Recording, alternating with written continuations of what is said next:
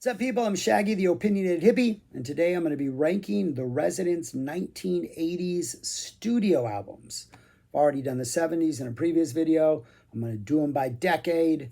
But for this run through, I'm only doing sort of the official studio canon, trying to figure out what that is just to like condense these videos. I will eventually address EPs, collaborations, love Title and Limbo. Think that's a fantastic album, but it is a collaboration album, so I'm going to wait and do that on another video. Love Violinist Flaps. I mean, whatever happened, but it's a video soundtrack. Not doing that, though I really enjoy that album. There are lots of other things that were released in the 80s. I'm just going to do the 8 studio albums as sort of officially released, not through the Residents like mail order service. It's just they're like 8 main albums. I'm going to rank those, talk about them at the end. I'll put the list on the screen.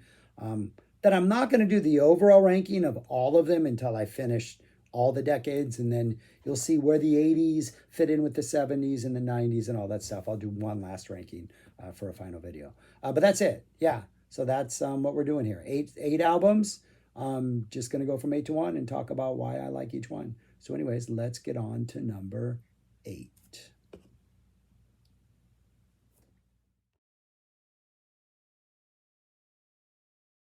Number 8 is George and James, which came out in 1984. This is the first in their release of what was going to be their American Composer series, which took 2 different American composers, in this case, George Gershwin and James Brown, and then would do a side of music for each. I think they only did 2, if I'm not mistaken, before abandoning the project. The other one is in the 80s and is on this list. Mainly because CDs came along and you don't have a side A and a side B, you have one continuous thing. Though, in listening to this one in particular, which I don't think is very good, I think it would have been more interesting on a CD, or it wasn't side A, all George Gershwin, side B, all James Brown. The instance of James Brown, a reworking of Live at the Apollo, minus maybe the best song on there.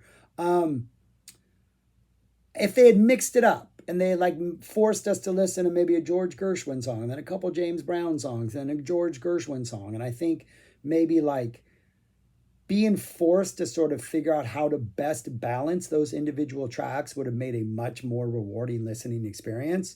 Just like back in the days when iPods were more of a common thing and you could put it on shuffle and you would get like weird like things following other things, and like Con following like a Spandau Ballet song, and you're like, wow, that kind of works. I don't think I actually have any Spandau Ballet on my iPod, but anyways, maybe like an ABC song or a Dexy's Midnight Runner song. But anyways, yeah, this one, it just doesn't work for me. Like the George Gershwin stuff, doesn't do anything for me. Seems to have robbed Gershwin of a lot of his spirit and life and vibrancy, and like the best moments on here are when those Gershwin melodies sneak in. You're like, this is a beautiful melody. I wish they had just maybe done more with this and tweaked this and done more with that. And then the James Brown side, it's like, it reminds me of The Pod by Ween, only this is the stuff that didn't make the album. Like they're sitting around on Scotch Guard. We got that. It sounds like this should have been like both of these things. Them reinterpreting Gershwin, them reinterpreting James Brown just seems perfect. But it just seems like they've robbed both artists of their joy and their vibrancy and their energy and their life. And the things that do stand out is when you're like, oh, I hear Gershwin. Or, oh, well, I don't really hear Brown, so I'm not going to say that with James Brown. I don't know. I think this is an incredibly disappointing album. The other one they did, which we'll get to later on the list, I really like. But this one, it just doesn't do it for me. But that's number 8, George and James. Number 7 is The Big Bubble, which came out in 1985. And this is part 4 of their Mole trilogy, which that album, part 1 and 3 are on this list. Part 1 and 2 are on this. The other parts are on this list. And So this is a concept album that I will eventually talk about on this list. But in this one, in that you have like there's a whole story. There's the moles, there's the chubs. You have an album which represents the different music of each of those. But this is what happens. This is the music that's supposed to result when the moles and the chubs get together, and it's supposed to be sort of a garage rock, garage band type setting. The lyrics are mostly just nonsense lyrics. Um, and I just find that it's just there's nothing much going on.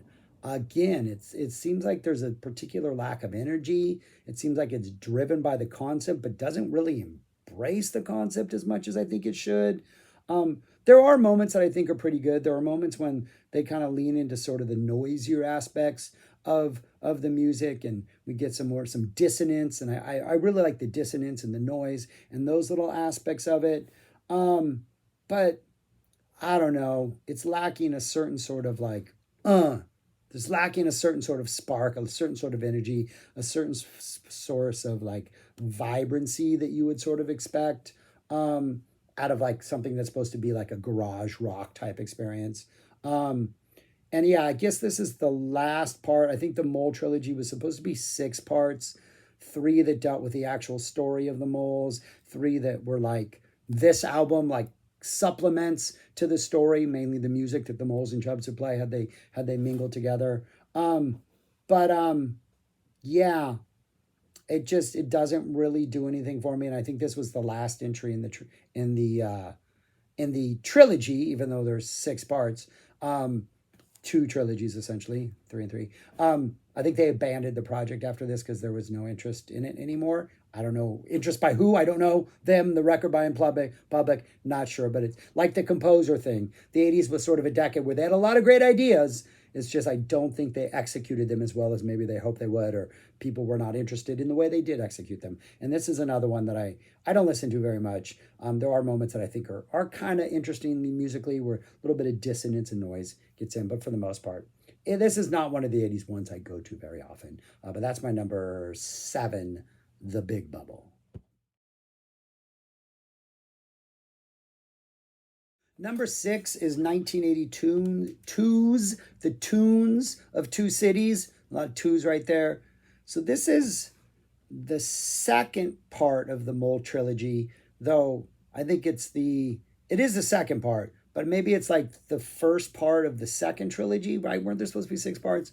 But anyways, this part doesn't, this is one of the examples of one of them. It doesn't continue the story of the mole and the chubs, but it's the music that they would play. So, like, yeah, it's the music the moles would play, which was like industrial, and the chubs would play like jazz, like cocktail jazz, lounge jazz, holiday and Howard Johnson jazz.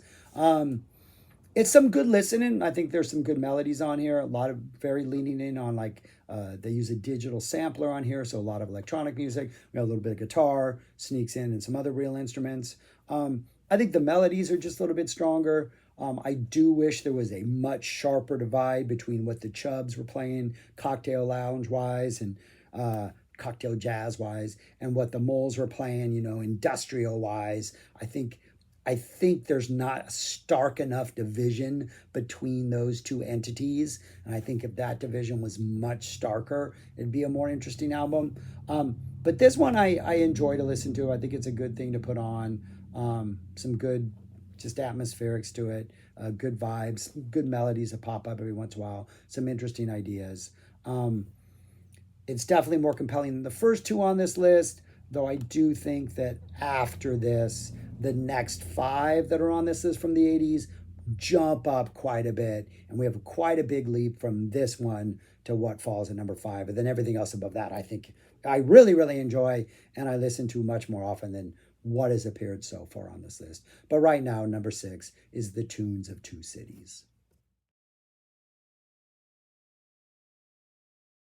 Number 5 is 1980's The Commercial Album, or is it just Commercial Album?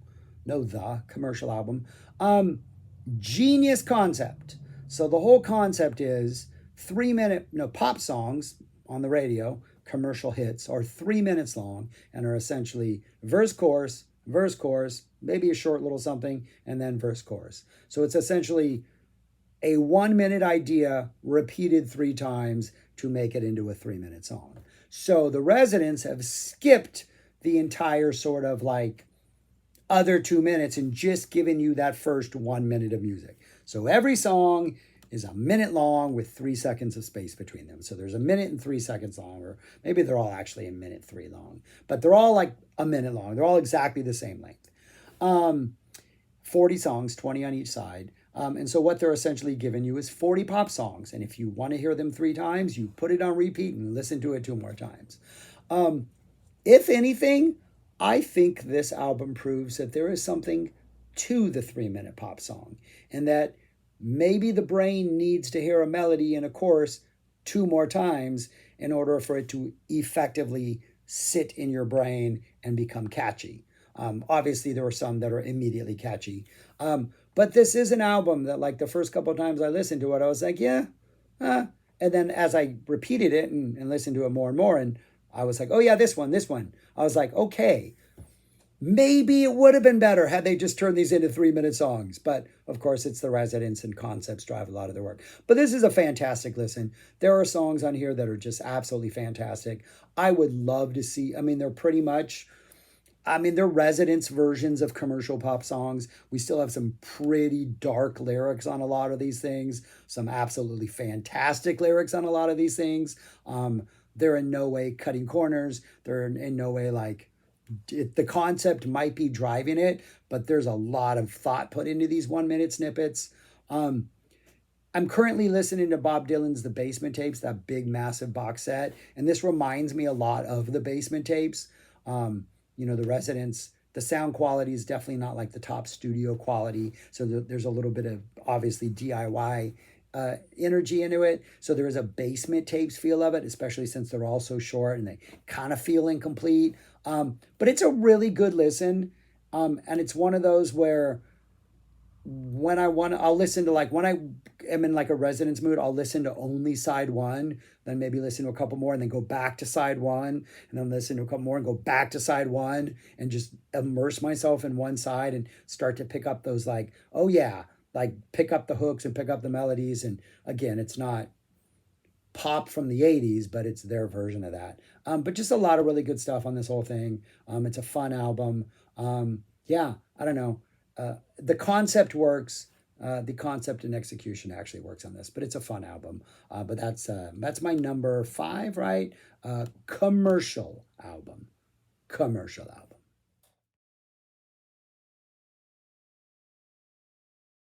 I like commercial album a lot. I love these next 4 albums. Number 4 is Stars and Hank Forever, the second in their American Composers and the last in their American Composer series. The composers are Hank Williams on side A, John Philip Sousa, he of marching band fame. Didn't that sketch comedy show, the Big Show, Mr. Show. Didn't Mr. Show do an entire episode inspired by John Philip Sousa in their 3rd episode? I'm not saying it was a good episode, but I think they did an entire marching band joke at one point, if I remember correctly. But anyways, I love this album. I think it's fun. I think they've taken the idea and having a blast with it. One of the songs, they're dropping some with some Michael Jackson, Billie Jean bass line in it. It is just an absolutely fun album. The Hank Williams stuff is fun. The John Philip Sousa stuff is just, the Residents doing marching band music is a great idea. There's a lot of sort of found sounds that they're using, like sound effects and stuff like that, to like recreate the marching band atmosphere. It's just, there's joy in this album. There's like happiness in this album. It's like, it's not like you're upbeat, like it's not an upbeat poppy album, but it just seems like they're taking some pretty good, awesome Hank Williams songs, and they're just, I think they're doing some interesting ideas with it. And I do think their first one was a disappointment. This one is not a disappointment. I enjoy this. I think there's a number of really good hooks on here, number of really great songs. I love the super indulgent side too, which is like 24 minutes of just them interpreting John Philip Sousa songs. I don't know all of them, but like the Marine, the U.S. Marines theme song is in here. Like Stars and Stripes Forever is somewhere in there. I think there's one more song that I recognize on there. The Hank Williams songs are all classic. This, I think, is a fun album in a Residence fun way, not in like a Bananarama fun way. It's a different kind of fun. Culture Club fun way, different kind of fun. But yeah, I like this album. Great album. It's my number 4. Stars and Hank Forever. Great title too, man. You won this one, Residence. Good job. But the albums are just going to keep getting more fun after this. Number 3 might be the most fun thing they've ever done. Number 3 is fantastic. Number 3 is 1989's The King and I. Elvis Presley album. They do a whole bunch of Elvis Presley covers, like not deep cuts. It's like a greatest hits of Elvis Presley covers. Blue Suede Shoes, Don't Be Cruel, Heartbreak Hotel, All Shook Up, Return to Center, Teddy Bear, Burn in Love, Viva Las Vegas, Love Me Tender, Hound Dog. They're done in a Residence way. I'm not a huge Elvis Presley fan, so I know of some Elvis Presley fans who just think this is just either they think it's disrespectful or it's so half-baked. But I don't know. I think it's a blast. I think it's fun that they've devoted the entire thing to Elvis Presley. But what absolutely makes this album is there's 5 different tracks called The Baby King, part 1, 2, 3, 4, and 5, in which it sounds like an old school 70s like infomercial on Saturday mornings where like some adult is talking to a bunch of kids. Like, hate to say this, because he has had issues recently, but it sounds like someone like the thing like Bill Cosby would do in the 70s when he's talking to kids and he's like, trying to educate them about things. It has that vibe, only they're talking about the baby king. What would the baby king do? And why is he the baby king? And just the way they talk about the baby king and the answers that the kids give, it is so much fun. It's well paced throughout the album. So you have a song, you got this baby king section. 4 more songs, we return to discussion of the Baby King. 5 more songs, Baby King. 4 more songs, Baby King. And then we kind of go one and we kind of end with another Baby King thing. It's just hilarious. I never get tired of listening to it. I think the way they do the discussions about who the Baby King is and what the Baby King is are just absolutely just spot on. I think the covers are pretty true to the songs. Like most of them, the melodies are there. You can recognize what Elvis song is. It's not like they're trying to do like this like really hardcore Elvis impersonation. So they're not like trying to like sell to Elvis, though there is definitely maybe a little bit of a sneer in there. But I don't know. I think this is just, again, it's a fun album. It's fun to listen to. It is maybe a little bit irreverent to Elvis Presley if you're a hardcore Elvis fan, but I'm not really sure it is, to be honest with you. I don't know. I think it's just such a fun listen. That is my number 3, The King. I can't do an Elvis impersonation. The King and I, number 3. Number 2 is God in 3 Persons, their 1988 release. This is a concept album, 100%. There's a narrator who narrates almost in every track. I think maybe in every track, maybe not. And the entire thing is in the same meter, whatever that is. It's some weird, odd poetic meter. It's not iambic pentameter. That Edgar Allan's poem, The Raven, in it. The Raven. The entire thing is that. It's the narration of a story with, again, by this point in the 80s, where a lot of electronic music is just being played. It has very, very simple music that's maybe one theme or one idea that's just repeated throughout the entire song. Maybe playful little touches as the story progresses. But the story is there's a narrator. There's a story of like, there's this sort of, maybe only because we just talked about Elvis in the previous one, like this Tom Parker, was that his name? Colonel Parker type figure who discovers these twins, and the twins have powers, and he's working with them. At the end, he like There's a violent act at the very end of it. Things get ugly. Um, yeah, there's a lot going on, but it's a full on committed to this this poetic delivery, this narrator, pretty simple music that repeats, which I think just makes it work. And I think there's a repeating theme that maybe like gets repeated throughout as like you would have in like a normal like production like this. But I think it's enthralling. I think it's fascinating. I think it's a high concept that they managed to pull off, both in the poetic part of it, the delivery of it, the music of it, the story of it. Which yeah gets pretty violent. There is a rape scene at the end of it. It is pretty harsh, and it's definitely not an easy listen. But it's kind of funny at times. Like there's sort of this Greek chorus that comes in with these little funny little asides. There is just a lot, like the credits in the beginning, like in the main title. Just a lot of really neat ideas. They managed to pull off a single idea and put enough flavor and character and awesome things throughout it. It might be a challenging listen because it is talking for most of it, or this poetic meter through most of it. But yeah, I think it's just an absolutely fascinating listen. There is a companion release which doesn't have the narration, it has just the music. I think the music is still pretty enjoyable, but I think it works absolutely perfectly with the narration. Absolutely fascinating album. Yeah, fantastic, fantastic. Again, maybe a little bit challenging, not in the sense that it's difficult music, but it is something unique and something different. Like I think we're at that point in like the Residents. This is a very 80s album. Kind of reminds me of like, some of the stuff Laurie Anderson was doing at the time. We're into that very much experimental art rock type phase, and they hit it out of the ballpark. Like this is an absolutely fantastic release. Not their best of the 80s because that's next, but almost their best. But number 2, God in Three Persons.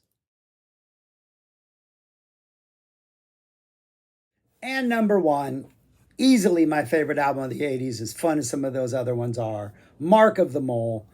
This is the first in what was to be a longer trilogy of 6 albums. It is a story about the moles who get flooded out of their house or their environment, their land, their underground dwellings, have to move in live in the land where the chubs are. A lot of great allegories, metaphors, analogies for real life and things that happen. A lot to this concept. I am not one who will like an album based on the concept. The music has to be good for me to care about the concept. And the music is fantastic. I think it's their darkest music. I think I knew the music really well before I was like, okay, there's a story here. I'm going to start paying attention to the story and look at it.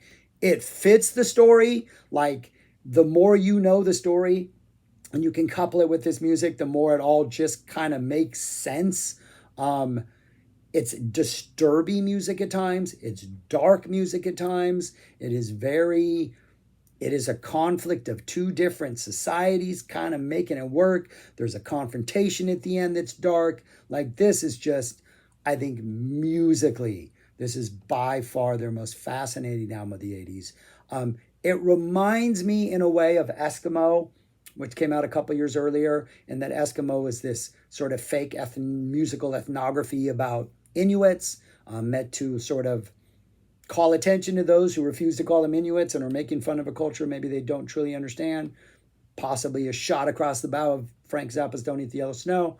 This to me, like, I imagine there might really be an alternate timeline where the moles and the chubs do exist, and this is like an ethnography of a musical ethnography of their real life experience. Like, it just takes you to like a different place musically, and it's just, I think there's a darkness to it. There's an unsettling quality to it. There's something that just wants me, an uneasy quality to it that just compels me to go back and back and back. And it's just I think it kind of frustrates me that they weren't able to achieve this high sort of a clarity and purpose with all the other mole projects, because they started off fantastic. I think this is a home run. I know it's not everybody's favorite, but I think this is just like hit it out of the ballpark. Came out in 1981, which after a commercial album, you're like, okay, this is a really good start to the 80s, right? But then after that, I think they kind of were too focused on concepts and maybe not putting enough energy. They had way too much going on. I mean, they got the whole video projects going on and all the live stuff that they were doing. Seems like they were just like overworked. But this one got their full attention. And I think it really, really works well. I think it's a great, rewarding listen. I think it is, as much as I enjoy everything else in the 80s, include the absolutely fantastic God in Three Persons, I do think this is like a notch above of everything else. This is what easily, I think, the best of the 80s for me. I love this thing. But yeah, absolutely great. My number one, Mark of the Mole. All right, what's up, man? That's it. That's my list. That's what they look like in writing right there. Those are my opinion. That's my list of favorites, not their best, not an objective ranking, a 100% completely subjective ranking of the Residents albums from the 80s, the official studio ones. I'm going to do the 90s in a couple weeks, maybe next week. I'll hit them up. When I'm out of albums, we'll cycle back and, drop a couple videos of probably do the live stuff next. Live stuff is pretty fascinating, and then get to like EPs and soundtracks, and eventually, as we did with Zappa, just tackle all the Resident stuff because it's a fascinating world. So anyways, let me know what your favorite one is from the 80s. Again, I love Tidal and Limbo. I think that's a great album, but it was a collaboration. I also love Whatever Happened to Violence Flats. But again, that's a soundtrack, so I didn't include that. And there's other things in the 80s I didn't include. Did include, what was the one that was the, never mind. Oh, the country one. Yeah, I didn't include the country one either, because that had some other weird outtakes on it. But anyways, yeah, right? Cowboy song one, whatever that was. Anyways, I'm done. I'm rambling. Thanks for watching. Subscribe, like, share, leave a comment below. Let me know what your favorite Residents albums are, and talk to you later. Peace. Stay cool.